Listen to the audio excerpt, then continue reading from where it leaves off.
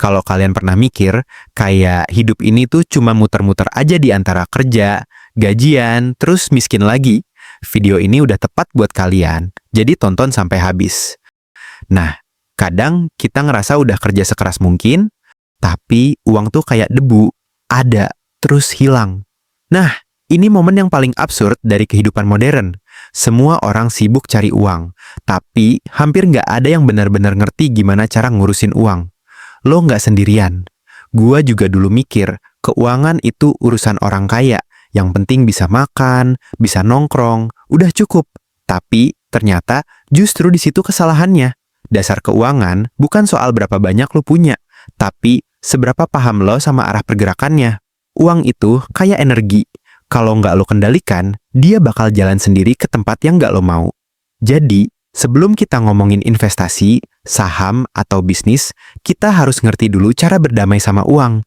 Gimana caranya? Mulai dari hal paling dasar, yang sering banget kita sepelein.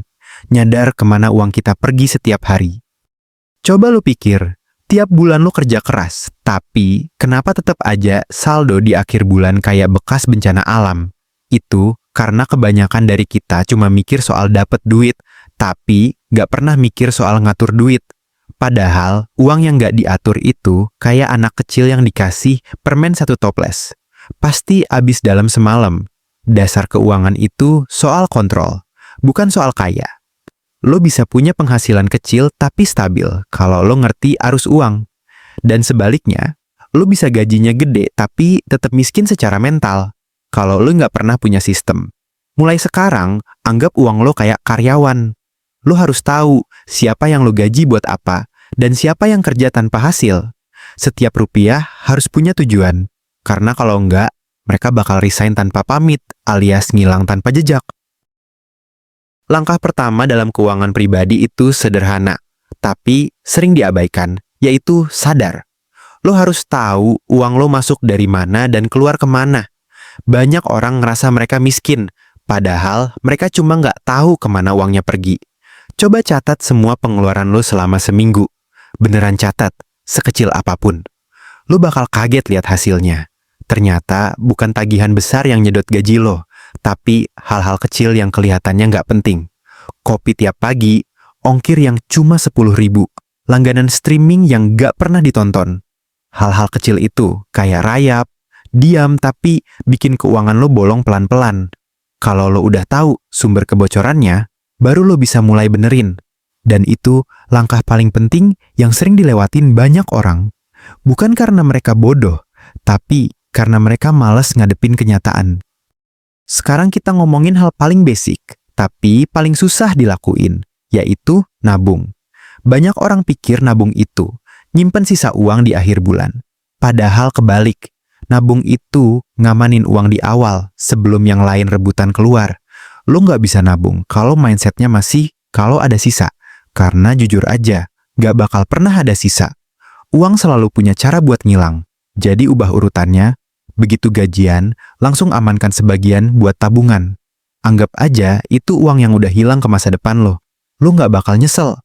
Karena tabungan bukan cuma tentang punya uang, tapi tentang rasa aman. Lo nggak akan panik setiap kali ada hal tak terduga, karena lo udah siap. Dan dari situlah rasa tenang soal keuangan mulai tumbuh. Bukan dari penghasilan besar, tapi dari kebiasaan kecil yang disiplin. Sekarang kita bahas satu hal yang sering banget bikin hidup orang berantakan, yaitu bingung ngebedain antara kebutuhan dan keinginan. Di kepala, dua kata itu kedengarannya mirip, tapi di dompet, bedanya kayak bumi sama langit. Kebutuhan itu hal yang bikin lo bisa hidup, kayak makan, tempat tinggal, listrik, transportasi. Tapi keinginan, itu hal yang bikin hidup terasa lebih keren buat sementara. Dan di dunia absurd keuangan, keinginan sering nyamar jadi kebutuhan. Lo bilang butuh kopi mahal buat semangat kerja, padahal bisa aja semangatnya datang dari target hidup, bukan dari kafein 40.000 per gelas. Uang tuh nggak salah, tapi otak kita sering main drama. Kita nyari alasan buat ngerasa pantas belanja atau bahasa kerennya self-reward. Nah, kalau lo bisa mulai sadar kapan lo lagi dimainin sama ego, lo udah selangkah lebih bijak soal uang. Lucunya, orang sering ngerasa boros itu dosa besar. Padahal, boros itu cuma tanda lo belum punya arah. Kalau uang lo nggak punya tujuan, dia bakal ngikutin emosi lo. Lagi seneng, belanja. Lagi stres, jajan. Lagi bete, check out keranjang. Lo pikir itu bikin bahagia. Padahal yang bahagia cuma dopamin, bukan dompet. Dan di titik itu, lo mulai sadar. Uang nggak pernah salah tempat, manusia aja yang lupa tujuan. Jadi coba mulai tanya ke diri sendiri sebelum beli sesuatu. Ini buat apa? Buat fungsi atau buat validasi? Kalau cuma buat ngerasa berharga di depan orang lain, berarti lo lagi kerja keras buat ilusi. Absurd banget kan? Tapi emang begitu kenyataannya. Dasar keuangan bukan tentang ngelarang diri lo nikmatin hidup, tapi tentang ngerti kapan nikmatin dan kapan nyimpen tenaga buat nanti. Lanjut ke hal yang sering dilupain. Tujuan keuangan. Kedengerannya ribet, tapi tanpa arah, lo bakal terus jalan di tempat. Tujuan keuangan itu kayak peta buat perjalanan lo bareng duit lo sendiri. Lo nggak harus langsung nulis, pengen punya rumah 5 lantai, atau pensiun umur 30. Mulai dari yang realistis aja. Punya tabungan darurat 3 bulan gaji, bebas utang konsumtif, atau bisa bantu orang tua tiap bulan tanpa ngorbanin kebutuhan sendiri. Kalau lo udah punya tujuan jelas, setiap keputusan keuangan jadi lebih gampang. Karena lo tahu, setiap uang keluar, harusnya dia ngebawa lo lebih deket ke arah itu. Dan yang lucu, begitu lo punya arah, hidup lo pelan-pelan jadi lebih tenang. Karena lo nggak lagi ngejar duit, lo lagi ngebangun hubungan yang sehat sama dia. Masalahnya, banyak orang pengen hasil cepat. Mereka belajar keuangan bukan buat ngerti, tapi buat kaya mendadak. Padahal, dasar keuangan itu kayak olahraga. Nggak ada yang instan. Lo bisa baca semua buku finansial, ikut semua seminar. Tapi kalau nggak dipraktikin, hasilnya nol. Ilmu tanpa disiplin cuma jadi koleksi kalimat keren di kepala. Dan di dunia ini, kadang lo perlu ngetawain diri sendiri. Karena lo bakal gagal, bolong, tergoda, dan nyesel. Tapi justru dari situ lo belajar. Nggak ada orang yang lahir langsung ngerti keuangan. Semua orang mulai dari nol, bahkan minus. Jadi santai aja. Yang penting lo gerak, bukan cuma mikir. Karena uang nggak peduli teori, dia cuma nurut sama tindakan. Sekarang kita masuk ke zona yang paling sering jadi jebakan dalam hidup banyak orang, kesalahan kecil yang jadi besar, karena diulang-ulang tiap bulan. Gua pernah mikir, cuma sekali beli. Tapi ternyata kalimat itu bisa jadi kayak mantra pemanggil krisis keuangan. Cuman sekali beli sepatu baru, cuma sekali nongkrong, cuma sekali langganan tambahan. Dan tahu-tahu, sekalinya jadi kebiasaan. Kalau ditanya, orang jarang inget kapan mulai boros. Karena boros itu nggak datang dalam bentuk keputusan besar, tapi 1000 keputusan kecil yang lo anggap nggak penting. Uang itu nggak hilang karena dicuri, tapi karena dibelanjain pelan-pelan sama diri lo sendiri. Dan bagian paling lucunya, lo bahkan sering nggak sadar kalau lo pelakunya. Jadi mulai sekarang, coba berhenti sejenak setiap kali pengen beli sesuatu. Kadang yang lo butuh bukan barangnya, tapi rasa tenang. Tapi jangan salah, hidup bukan cuma tentang nabung dan nahan diri. Karena kalau lo terlalu keras sama diri sendiri, lo malah benci sama prosesnya. Dasar keuangan bukan tentang jadi robot hemat yang nggak pernah jajan. Justru, keuangan yang sehat itu tentang keseimbangan. Lo boleh ngasih diri lo hadiah asal sesuai rencana. Bikin draft buat lo seneng-senang. Jumlahnya kecil nggak masalah, yang penting lo sadar dan kontrol. Karena uang itu kayak energi. Kalau lo tahan semua, lo malah meledak. Tapi kalau lo arahkan dengan benar, dia bisa bikin hidup lo stabil dan tetap seru. Kedisiplinan itu bukan berarti serius terus. Kadang, lo harus ngakak sendiri waktu sadar betapa konyolnya pengeluaran yang lo lakuin kemarin. Gak apa-apa, itu bagian dari belajar. Nah, satu hal yang jarang disadari orang adalah keuangan yang berantakan sering bukan karena kurang uang, tapi karena kurang kebiasaan.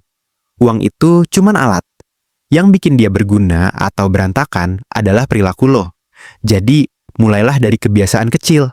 Misalnya, nyatet semua transaksi, walau cuman parkir 2000, atau punya 1 hari tanpa belanja dalam seminggu. Kedengarannya sepele, tapi efeknya luar biasa. Karena kebiasaan kecil itu ngumpul jadi pondasi besar. Sama kayak bangun rumah, lu nggak bisa langsung bikin atap kalau fondasinya aja belum jadi. Orang sukses secara finansial bukan yang paling pinter, tapi yang paling konsisten. Mereka ngulang hal yang sama, terus sampai jadi refleks. Dan itu juga yang bisa lo lakuin, ubah disiplin jadi gaya hidup, bukan jadi beban. Terus, gimana caranya ngatur uang biar hidup nggak stres tapi tetap bisa nikmatin? Gampang diucapin, susah dijalanin, tapi bukan mustahil. Kuncinya ada di kesadaran. Lo harus punya pandangan realistis soal diri lo sendiri. Jangan bandingin gaya hidup lo sama orang lain. Karena setiap kali lo bandingin, lo kalah. Keuangan itu dipenuhi jebakan ilusi. Dari media sosial, tren, sampai teman nongkrong. Semua tampak kaya, padahal bisa jadi mereka juga lagi nyicil pakai pay later. Lo nggak perlu ikut semua perlombaan itu. Yang penting, lo punya arah sendiri. Lo tahu kapan harus gas, kapan harus rem. Dan di situ, lo mulai nemuin makna sesungguhnya dari merdeka secara finansial. Bukan berarti lo punya segalanya, tapi lo nggak takut kehilangan apapun. Sekarang kita ngomongin hal yang sering bikin orang pura-pura tenang, padahal jantungnya udah deg-degan. Banyak orang nganggap utang itu solusi, padahal seringkali itu cuma nunda masalah aja. Tapi di sisi lain, nggak semua utang itu jahat. Ada dua jenis utang di dunia yang nggak jelas ini. Utang baik dan utang jahat. Utang baik itu yang bantu lo tumbuh. Misalnya buat modal usaha, pendidikan, atau alat kerja. Tapi utang jahat, itu yang cuma memuaskan ego. Kayak beli barang biar kelihatan keren. Bedanya tipis banget, dan seringkali kita nggak sadar udah lewat batas. Kalau lo mau punya hubungan sehat sama uang, lo harus belajar ngomong jujur ke diri sendiri. Ini gue butuh, atau cuma pengen kelihatan keren. Karena utang itu kayak magnet. Begitu lo mulai tanpa kontrol, semuanya ikut nempel. Dan semakin lo kabur, makin berat beban di punggung lo. Mindset soal uang itu akar dari semuanya. Lo bisa punya gaji besar, tapi kalau mindsetnya konsumtif, lo bakal terus ngerasa kurang. Sebaliknya, orang dengan penghasilan kecil tapi punya pola pikir terarah bisa jauh lebih tenang. Kalau lo mikir kayak itu soal angka di rekening, selamat, lo salah. Kayak itu soal tenang, misalnya, ya tidur malam tanpa mikirin tagihan.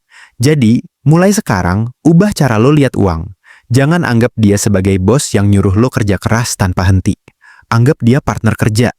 Lo harus arahkan dia, bukan sebaliknya. Dan di dunia ini, uang tuh lucu. Kalau lo kejar, dia kabur. Tapi, kalau lo rawat dan kasih peran jelas, dia justru datang sendiri. Jadi, berhenti ngejar uang. Mulai bangun sistem yang bikin uang datang karena lo siap ngelolanya. Tiap orang punya hubungan unik sama uang. Ada yang overprotective, ada yang cuek banget. Tapi, hubungan sehat sama uang itu kayak hubungan sehat sama diri sendiri. Lo harus ngerti batas, tahu kapan ngomong ya, dan kapan tegas bilang enggak. Kadang, lo harus berani nolak ajakan nongkrong, bukan karena pelit, tapi karena lo punya prioritas. Dan itu nggak salah. Lo cuma lagi milih versi diri lo yang lebih tenang di masa depan.